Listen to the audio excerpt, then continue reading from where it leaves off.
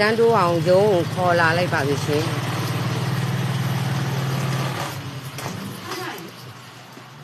ရုံးခေါ်လာလိုက်တာပါရှင်ဟုတ်ပါလားဟုတ်ပါလား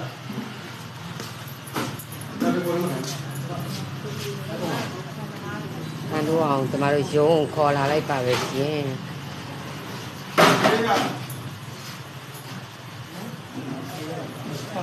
ဒီမပြီလား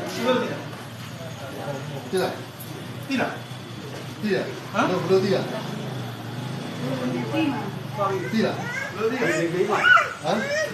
မွေးပါသမီးမွေးပါဟမ်သမီးသမီးလေသမီးလေဒီပါရယ်ကျွတ်ပါတာပါရယ်ဘာလို့ရိုက်ပါလဲ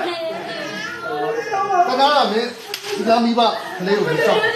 ဟမ်ဟိုမိဘတွေကတော့ဟမ်ဆရာကြည့်ပါဦးကလေးပါမှာရကြရမရှိဘူးရောကဆရာကြည့်ပါဦးဟာကလေးကိုရိုက်ထားတာလားရိုက်ပါတယ်ဒါကတော့เนาะတန်းတိုးအောင်ဆိုတဲ့ကောင်ကသူ့ကြည့်တော့လေဗျာခြေထောက်ကလည်းမတန်မစွန်းနဲ့เนาะ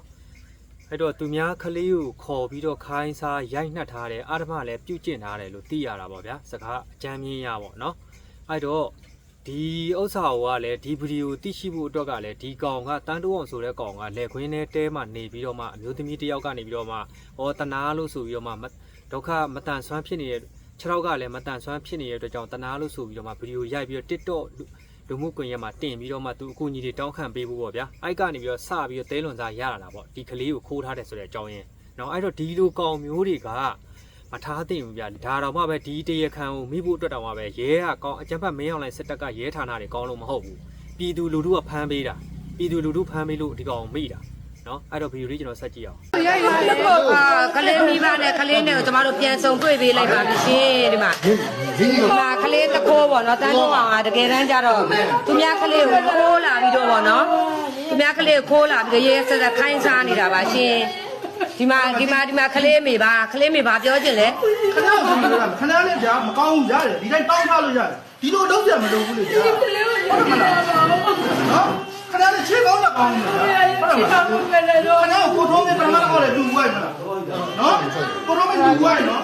ဒါကိုတော့မလို့ဒါကျွန်တော်ကျမပေါ်ထုတ်နိုင်ခဲ့ပါပြီကလေးတခိုးကျမကလေးတခိုးပေါ်ထုတ်နိုင်ခဲ့ပါပြီကျေးဇူးကလေးတန်ရည်ရက်ပြပြီကလေးကိုရိုက်ထားတာဒီမှာနှိပ်စက်ထားတာပါတိတော့မဖြစ်နိုင်ပါဘူးလို့ဒီမှာကလေးမေနော်ဒါကလေးမေပါကျမကလေးတခိုးဖမ်းထုတ်နိုင်ခဲ့ပါပြီဒါโอเคဗီဒီယိုလေးကဒီလောက်ပဲဗျာเนาะအဲ့တော့မိဘတွေဒီကလေးငယ်တွေရဲ့အုတ်ထိန်သူမိဘတွေအနေနဲ့လည်းဒါကိုသားသမီးဗျာကိုသေးကြကိုစိုက်ပေါ့ဒါတော့မှပဲပြည်သူတွေကဖမ်းပေးလို့เนาะဒီလိုမျိုးအမှုတွေပေါ်တာမြန်မာနိုင်ငံမှာအဲ့လိုမျိုးဟိုအမှုတွေကအများကြီးရှိတယ်เนาะအများကြီးရှိတယ်အဲ့ဒါကအကြမ်းဖက်မင်းအောင်လိုက်စစ်တပ်ကရဲဌာနတွေတကောင်မှစောက်သုံးမကြဘူးသူတို့မိသားစုတွက်ပဲသူတို့အိတ်ထဲထည့်ဖို့ပဲသူတို့ခေါင်းနဲ့ထည့်တယ်เนาะသူတို့ပတ်စံမရမဲ့အလုပ်ဆိုသူတို့မလုပ်ဘူးရဲဌာနတွေကလေပတ်စံရတဲ့အလုပ်မှသူတို့လုပ်တာပတ်စံသူတို့အတွက်ဒီတရားခံကိုကြည့်ရဒီကောင်ကြီးမှာငါပတ်စံဘယ်လောက်ညှစ်လို့ရမလဲဒီတရားခံကိုငါဖမ်းလိုက်ရင်ပတ်စံဘယ်လောက်ရမလဲပတ်စံမရဘူးဆိုရင်သူတို့မဖမ်းဘူးတေးကြတဲ့ခင်ဗျာမဖမ်းဘူးဟုတ်လားပတ်စံအများကြီးရှိတယ်ပတ်စံရှိတဲ့ကောင်ဆိုလို့ရှိရင်လည်းမဖမ်းမဲနဲ့ပတ်စံယူပြီးတော့မှအိတ်ကက်ထည့်ထားတယ်အဲ့ကောင်ကြီးထွက်ထားပြီးတယ်အဲ့လိုမျိုးရှိတယ်မြန်မာနိုင်ငံရဲတပ်ဖွဲ့ဆိုတာကเนาะအဲ့တော့ဒီလိုကောင်မျိုးတွေကကမ္ဘာလောကကြီးမှာကျွန်တော်မြင်ကြီးလေးတယ်ဗျာရှင်သန်ခွင့်မပေးသင့်ဘူးเนาะအဲ့တော့မိဘတွေအနေနဲ့လည်းဒါကိုတေချာလေးထိန်းနဲ့ဟုတ်လားကိုသားသမီးတွေကိုတေချာထိန်းဆောက်ရှောက်ဖို့လိုတယ်ဗျာကလေးသူငယ်တွေเนาะ